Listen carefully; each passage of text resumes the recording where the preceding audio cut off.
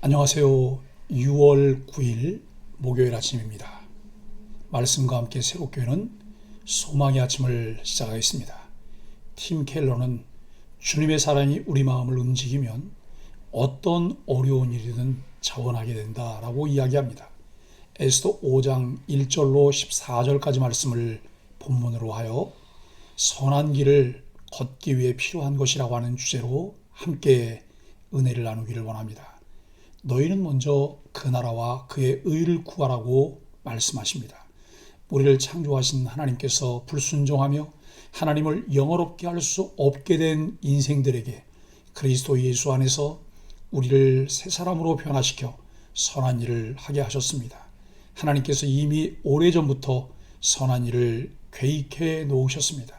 하나님의 형상대로 지음받고 하나님과의 언약 안에 있는 백성들을 통해 선한 삶이 되도록 계획해 놓으셨습니다. 그렇기 때문에 하나님의 백성된 우리의 삶은 먼저 그의 나라와 그의 의를 구하며 선한 길을 걷기 위해 필요한 것이 무엇인지 살펴보는 삶이 되어야 합니다. 에스더가 왕후 예복을 입고 왕궁 뜰에 서자 왕은 금규를 내밀고 소원을 묻습니다. 에스더는 왕과 하만을 잔치에 초대하고 그 자리에서 소원을 묻는 왕에게 왕과 하만을 다음날 잔치에 또 청합니다. 한편 모르드게에게 분노한 하만은 50규빗 높이의 나무를 세우고 모르드게를 매달고자 합니다. 한 사람의 변화와 실천은 공동체 전체의 변화를 이끌어냅니다. 우리 자신을 살펴보며 정체성을 확인하는 일이 중요합니다.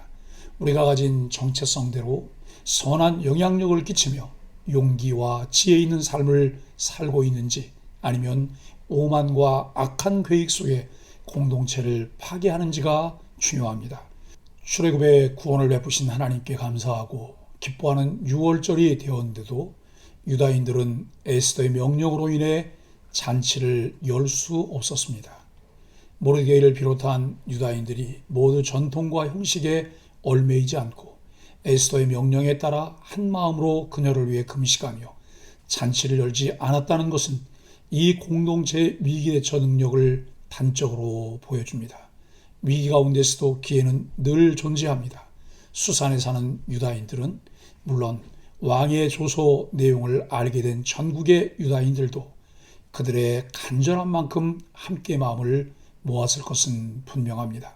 성도가 하나님 말씀대로 살아가기로 작정하며 실행한다면 신앙 공동체가 어떤 위기에 처하더라도 금세 그것을 극복할 수 있습니다. 다른 이가 변화되기를 기다리기보다는 말씀 안에서 스스로의 변화에 주목해야 합니다. 그 어렵고 힘든 변화가 시작되면 성도가 속한 신앙 공동체 전체의 바른 변화도 가속화합니다. 겉으로 보기에 왕후는 진심으로 왕과 하만을 위하는 것 같아 보입니다. 이를 통해 하만은 이유도 모른 채 왕과 자신을 위해 잔치가 열렸다고 생각하면서 자신을 왕과 같은 위치에 놓습니다. 그는 아내 세레스와 친구들에게 자신이 현재 권력, 명예, 부귀, 자녀 등 모든 것을 가졌을 뿐 아니라 자신만 왕과 함께 왕후의 잔치에 초대받았다고 자랑합니다.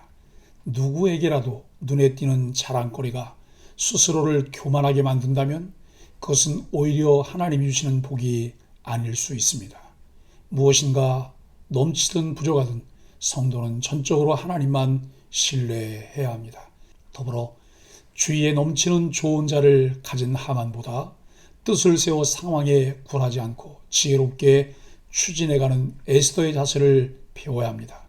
성도에게 필요한 것은 조언을 가장한 아첨꾼이 아니라 에스더를 돕는 모르드게와 수산의 유다인과 같은 기도의 동역자들입니다. 1절로 8절은 왕의 호의를 얻는 에스더입니다. 진실한 마음으로 금식하며 기도한 에스더에게 하나님의 역사가 임합니다. 밤낮 3일간 유다인들과 더불어 금식한 에스더는 하나님만 의지하며 왕 앞으로 나아갑니다. 그녀는 하만과 전쟁을 치러 자기 민족을 구하려고 나선 전사와 같습니다. 에스더를 본 왕은 매우 사랑스러워하며 그녀에게 금규를 내밉니다. 왕의 호의는 하나님의 역사입니다. 죽음을 무릅쓰고 자신에게 나온 에스더를 본 왕은 그녀가 무슨 급한 요청이 있기 때문이라 여기고 소원이 무엇이냐고 묻습니다. 에스더가 원하면 나라의 절반이라도 내어주겠다고 말합니다. 에스더는 엉뚱하게 자신의 잔치에 하만과 함께 와달라고 2번이나 요청합니다. 그 이유는 왕에게 말할 수 있는 적절한 기회를 찾기 위한 지혜로운 행동이었습니다. 성급한 왕과 달리 금식하며 준비한 에스더는 신중하고도 지혜롭게 행동합니다. 선한 길을 걷기 위해 성도에게 필요한 것이 무엇인지를 배우게 됩니다.